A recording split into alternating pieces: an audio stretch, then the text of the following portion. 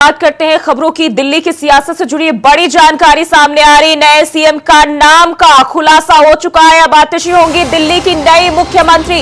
तो दिल्ली की सियासत से जुड़ी ये बड़ी खबर सामने आ रही है। अब आतिशी दिल्ली की नई मुख्यमंत्री होंगी, दिल्ली की नई सीएम के रूप में जो है अब पदभार ग्रहण करेंगी आतिशी। और विधायक दल की बैठक में फैसला लिया गया है। नए मुख्यमंत्री के लिए सीएम आवास पर हुई बैठक और इस बैठक के दौरान जो है आतिशी के नाम पर मोहर लगी है। सीएम केजरीवाल ने प्रस्ताव रखा है। तो अब आतिशी दिल्ली की नई मुख्यमंत्री होगी। तो बड़ी जानकारी सामने आ रही। विधायक दल की बैठक में फैसला लिया गया है जहां सर्वसम्मति से आतिशी के नाम पर मुहर लगी। अब अगला जो मुख्यमंत्री पद के लिए नाम सामने आया है वो आतिशी होंगी। तो आपको बता दें, हाल ही में सीएम केजरीवाल ने इस्तीफे का ऐलान किया था और उसके बाद से सीएम के नाम को लेकर लगातार मंथन और सस्पेंस की स्थिति जो है वो देखी जा रही थी और इसको लेकर सियासी गलियारों में हलचल भी काफी तेज थी। लेकिन अब जो है इसका खुलासा हो चुका है, नाम तय हो चुके हैं।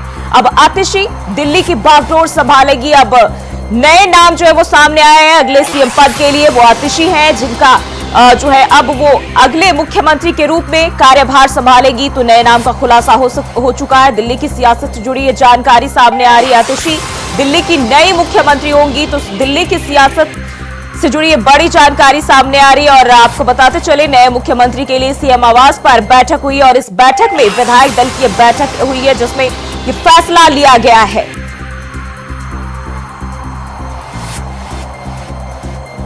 तो ये बड़ी जानकारी आपको बताते चले, दिल्ली से नए सीएम के नाम का खुलासा हो चुका है और आतिशी अब दिल्ली की नई मुख्यमंत्री होंगी।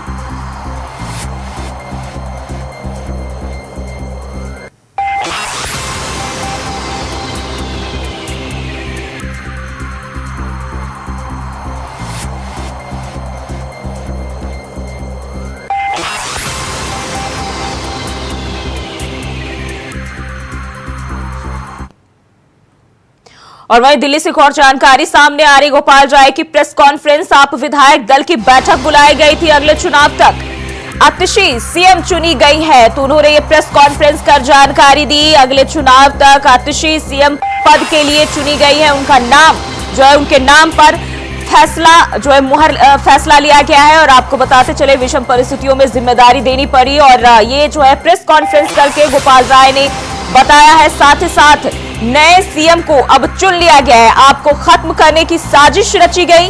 दिल्ली सरकार को तोड़ने का अभियान भी फेल हो चुका है। तो ये जानकारी सामने आ रही है और गोपाल राय ने प्रेस कॉन्फ्रेंस किया है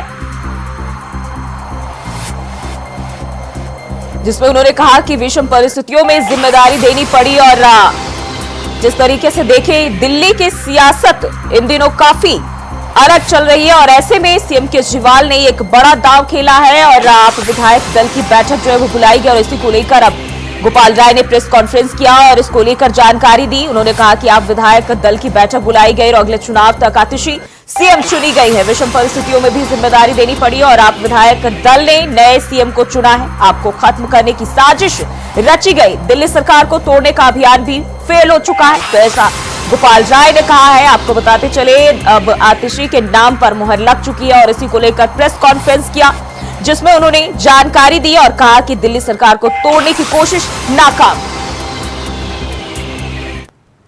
दिल्ली के अंदर आम आदमी पार्टी के विधायक दल की बैठक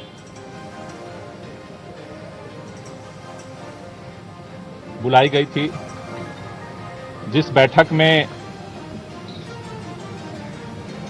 दिल्ली के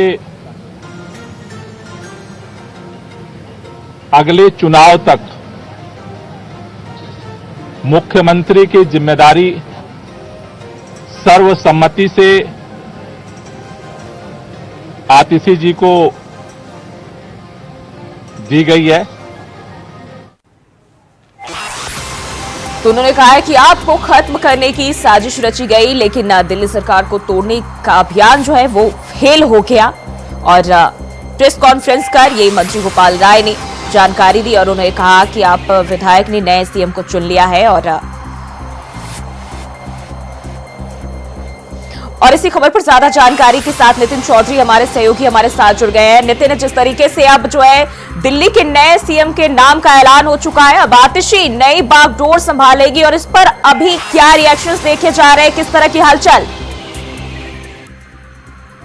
देखिए जी, बिल्कुल जिस तरीके से दिल्ली के मुख्यमंत्री जो है आतिशी को चुना गया है, तो वही बात की है जिस तरीके से लगातार गोपाल राय ने इस नाम का प्रस्ताव रखा था विधायक दल की बैठक होने के बाद लगातार उसमें जो है सीएम केजरीवाल ने भी आतिशी का नाम रखा गया था। चाहे बात की जाए तो मुख्यमंत्री आतिशी को बना दिया जाए, लेकिन उसके बाद लगातार ये देखा जाता है कि आखिरकार जिस तरीके से आतिशी का नाम का ऐलान मुख्यमंत्री ने किया है और मुख्यमंत्री ने ऐलान करने के बाद लगातार इसका प्रस्ताव जो है विधायक दल की बैठक में की गई थी, लेकिन बैठक होने के बाद इसका नाम जब सामने आया तो देखा जाता है कि आतिशी काफी कामकाज में आगे रहती थी लगातार, चाहे वो मनीष सिसोदिया के शिक्षा मंत्री का विभाग उन्होंने संभाला तो काफी अच्छी सेवा यहाँ पे दिल्ली के अंदर की है। लेकिन उसके बाद बात की जाए तो भारतीय जनता पार्टी इस चीज को देखते हुए आरोप पर आरोप लगा रही है और कह रही है कि स्वाति मालीवाल ने खुद इसको जो है ट्वीट किया और लगातार इस पर जो है ध्यान देते हुए कहा कि आखिरकार देखा जाता है कि जिस तरीके से आतिशी जो है मुख्यमंत्री बनाई गई है तो ये दिल्ली के भगवान ही रखवाले होंगे, लेकिन जिस तरीके से साफ तौर पर देखा जाता है कि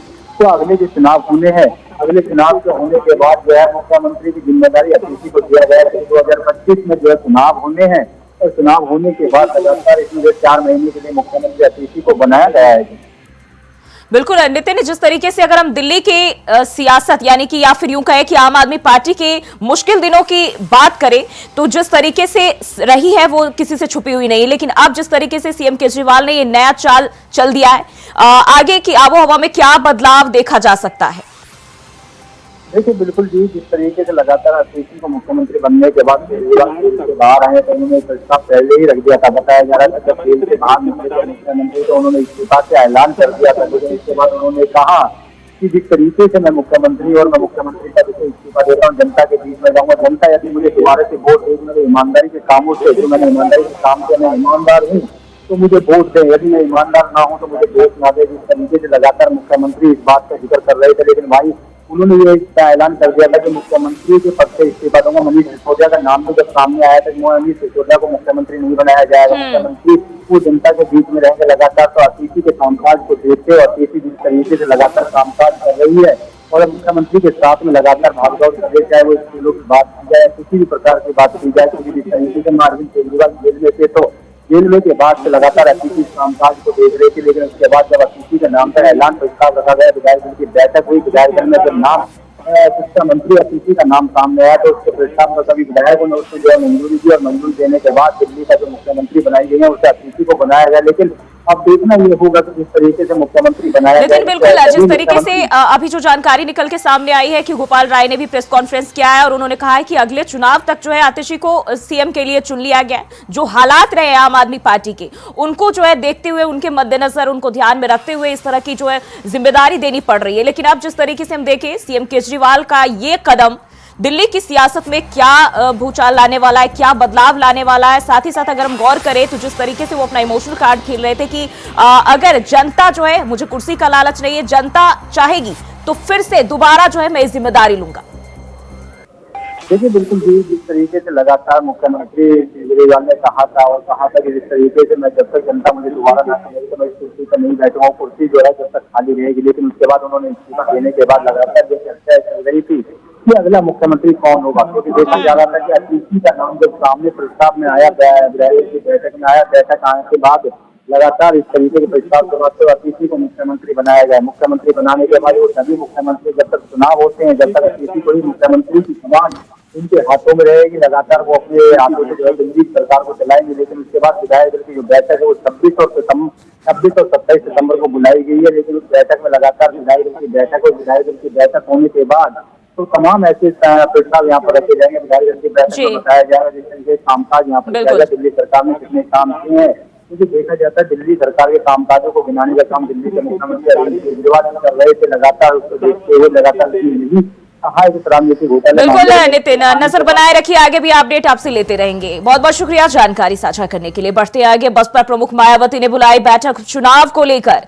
बैठक बुलाई है और 19 सितंबर को बैठक का आयोजन होना है और प्रदेश भर के जिलाध्यक्ष, जोनल कोऑर्डिनेटर इसमें शामिल होंगे। बसपा प्रमुख पिछली रिपोर्ट पर मंथन करेंगी। मंथन के दौरान अपने नेताओं को चुनावी टिप्स भी देंगी। तो ये जानकारी लखनऊ से सामने आ रही है और बसपा प्रमुख मायावती ने बैठक बुलाई है 19 सितंबर को, जहां पिछले रिपोर्ट पर मंथन करेंगी और इसी के साथ साथ अपने कार्यकर्ताओं नेताओं को चुनावी टिप्स भी देंगी। आपको बता दें, इस बैठक में प्रदेश भर के जिलाध्यक्ष, जोनल कोऑर्डिनेटर जो है शामिल होंगे।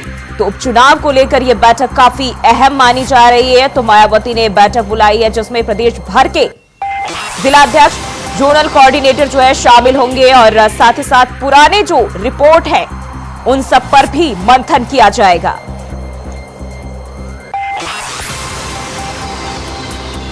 उपचुनाव के मद्देनजर यह बैठक काफी अहम मानी जा रही है और बसपा प्रमुख ने बैठक बुलाई 19 सितंबर को। मायावती ने बैठक बुलाई है और अपने तमाम नेताओं कार्यकर्ताओं को इस दौरान जो है चुनावी टिप्स देंगी। इसके साथ ही पुराने रिपोर्ट्स पर भी मंथन करेंगी, चर्चा करेंगी और आगे की रणनीतियां उपचुनाव को लेकर बनाई जाएगी। और इसी खबर पर ज्यादा जानकारी के साथ मोहम्मद आसिफ हमारे सहयोगी लखनऊ से हमारे साथ जुड़ गए। आसिफ, जिस तरीके से अब देखें उपचुनाव उत्तर प्रदेश में होने 10 सीटों पर और इसको लेकर जो है तमाम पार्टियां लगातार एक्टिव मोड में हैं और जगह जगह बैठकें और इसी के साथ अन्य जो चुनावी कार्य है वो भी लगे हुए हैं। लेकिन अब बसपा को लेकर यह जानकारी सामने आ रही है कि मायावती जो है बैठक बुला रही है। 19 सितंबर को बैठक का आयोजन होना है, क्या जानकारी? देखिए, जो जिस तरह से यूपी में 10 सीटों पर उपचुनाव होने हैं, उपचुनाव को लेकर खासकर अगर बात करें बीजेपी, सपा और बसपा पूरी तरह से एक्टिव मोड में नजर आ रही है। और 19 सितंबर को एक बार फिर से बसपा प्रमुख मायावती ने एक बड़ी बैठक बुलाई है जिसमें जोनल कोऑर्डिनेटर, जिला अध्यक्ष और बूथ कार्यकर्ता भी शामिल होंगे और यह सभी कार्यकर्ता यूपी के ही होंगे। हालांकि इसके पहले जो है बड़ी बैठक बुलाई थी जिसमें कई प्रदेश के पदाधिकारी शामिल हुए थे, लेकिन यहाँ पर बसपा प्रमुख मायावती जिस तरह से उपचुनाव की तैयारियों में जुटी हुई है और साफ मकसद है कि जो उनकी खोई हुई ताकत है उसे पाले और इस तरह से उनके जो काडर वोट बैंक है, चाहे दलित वोट बैंक है या पिछड़ा वोट बैंक है, वो कहीं न कहीं समाजवादी पार्टी और बीजेपी की तरफ शिफ्ट हो गया। तो ऐसे में बसपा प्रमुख मायावती की बेचैनी लगातार बढ़ती जा रही है और जिस तरह से लोकसभा चुनाव में शून्य पर पहुंच गई है और अकेले दम पर चुनाव लड़ा। बिल्कुल आसिफ, तो देखना होगा कि अब जब बैठक का आयोजन किया जाएगा इस दौरान जो कार्यकर्ता इसमें शामिल होंगे तो किस तरह की रणनीतियां बनाई जाती है उपचुनाव को लेकर। बहुत बहुत शुक्रिया आपका तमाम जानकारी के लिए। बढ़ते आगे, प्रतापगढ़ से खबर सामने आ रही। बराफात के जुलूस में दिखा फिलिस्तीनी झंडा। फिलिस्तीन का झंडा हाथ में लेकर निकले युवक, धार्मिक झंडे के साथ फिलिस्तीन का झंडा लहराया। फिलिस्तीन का झंडा लहराने का वीडियो वायरल हुआ। पुलिस ने 7 नामजद 25 अज्ञात पर मुकदमा जो है वो दर्ज किया है। संग्रामगढ़ थाना क्षेत्र के आवासनगंज बाजार का ये मामला बताया जा रहा है, जहां जुलूस में फिलिस्तीनी झंडा लहराते हुए युवक नजर आए और फिलहाल जो है इसका वीडियो वायरल हुआ, जिसके बाद पुलिस ने 7 नामजद और 25 अज्ञात लोगों पर मुकदमा दर्ज कर लिया है। और सोशल मीडिया पर यह वीडियो सामने आया जहां धार्मिक झंडे के साथ फिलिस्तीन का झंडा लहराया गया। तो बराफात के जुलूस में ये फिलिस्तीन झंडा फहराने का वीडियो सोशल मीडिया पर सामने आया है। फिलहाल पुलिस ने 7 नामजद 25 अज्ञात पर मामला भी दर्ज किया है। वही खबर फिरोजाबाद से सामने आ रही। आरोपियों की गिरफ्तारी और परिवार को मुआवजे की मांग। गांव के लोग धरने पर बैठे। मुआवजे की मांग पर अड़े। घटना को लेकर लोगों में भारी आक्रोश देखा जा रहा है। कल से अब तक नहीं हुई कोई गिरफ्तारी। शवों को जमीन पर रखकर धरना प्रदर्शन कर रहे लोग। तो अभी जो है आरोपियों की गिरफ्तारी और परिवार को मुआवजे की मांग लोगों की ओर से किया जा रहा है और इसी को लेकर जो है शवों को जमीन पर रखकर धरना प्रदर्शन लोग कर रहे हैं। कल से अब तक एक भी गिरफ्तारी नहीं हुई है और इसी को लेकर लोगों में बेहद भारी आक्रोश देखने को मिल रहा है। तो गांव के लोग जो है धरने पर बैठे, साथ ही साथ पीड़ित परिवार को मुआवजे की मांग कर रहे हैं।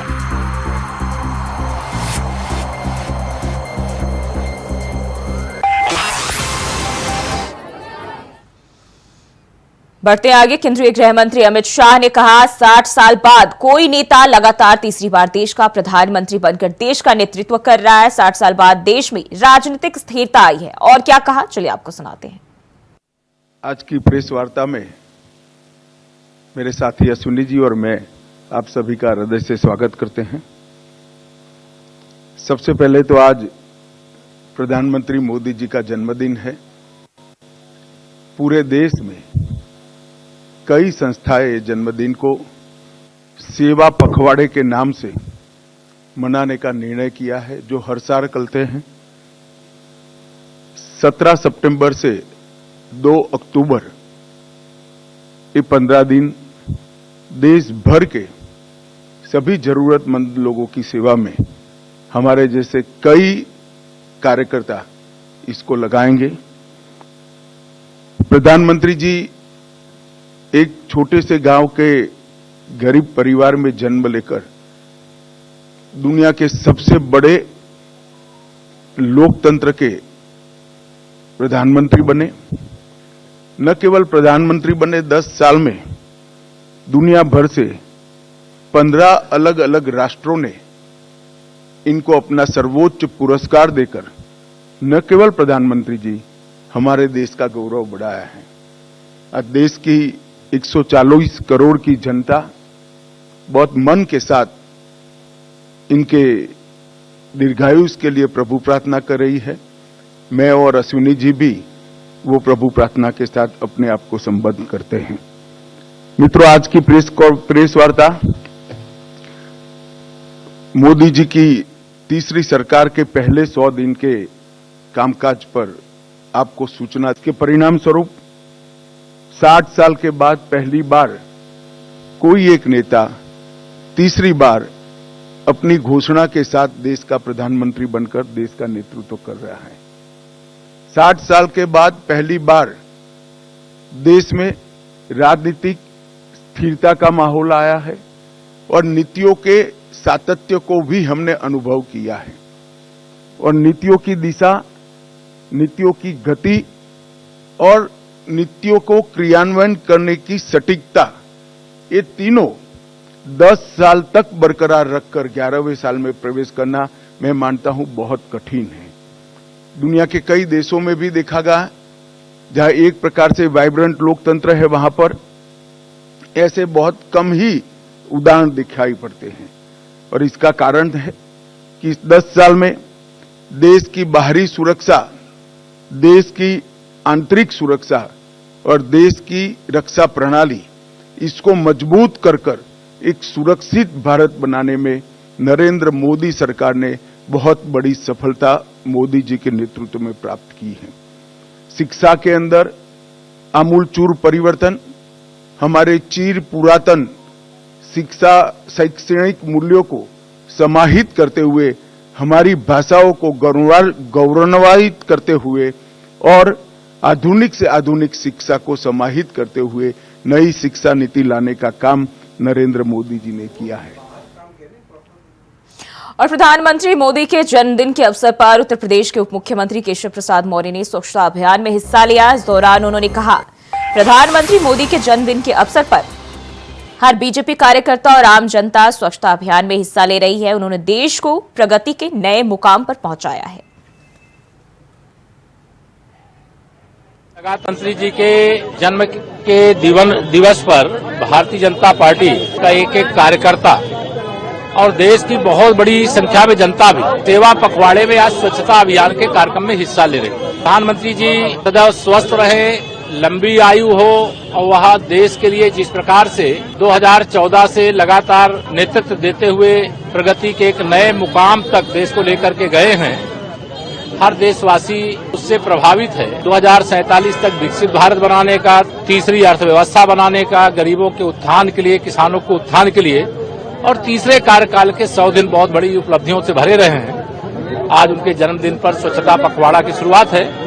अध्यक्ष जी और हम सभी पार्टी के कार्यकर्ता के साथ यहाँ पर शुरुआत की है। बढ़ते आगे खबर लखनऊ से सामने आ रही है, जहां हुसैनगंज स्थित विधायक आवास परिसर में एक युवक का शव बरामद किया गया। मृतक के शरीर पर चोट के निशान मिले हैं। हालांकि अभी तक युवक की पहचान नहीं हो सकी है। वहीं इसकी जानकारी मिलने के बाद पुलिस महकमे में हड़कंप मच गया है।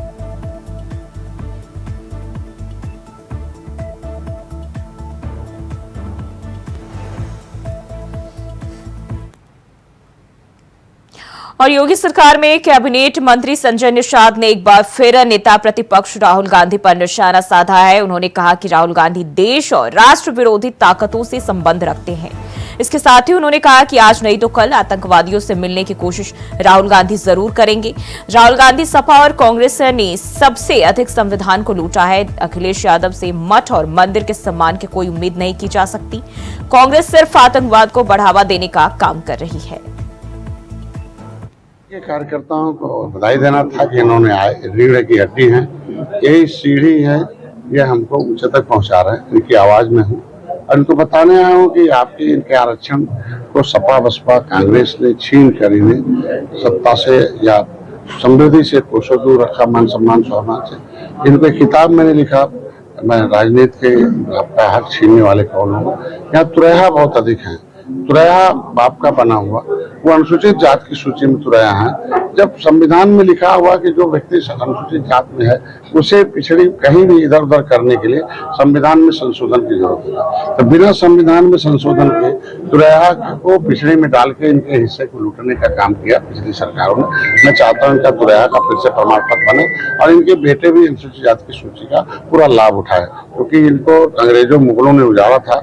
इसके उजड़ी हुई जातियां हैं, ये ट्राइबल हैं, इनको पहले भेदभाव हुआ था। तो संविधान में अगर हक सबको मिल रहा है तो मिलेगा। भारतीय जनता पार्टी ने पहल किया कि मझवार जो है अनुसूचित जात का हकदार है। उसी तरीके संविधान में जो गिनती उनकी तुरैया की वो 70 लाख थे और सपा बसपा ने उन्हें पिछड़े में डाल के उनको 7,000 कर दिया। और फिलहाल के लिए इस बुलेटिन में बस इतना ही। खबरों के लिए बने रहे इंडिया वॉइस के साथ।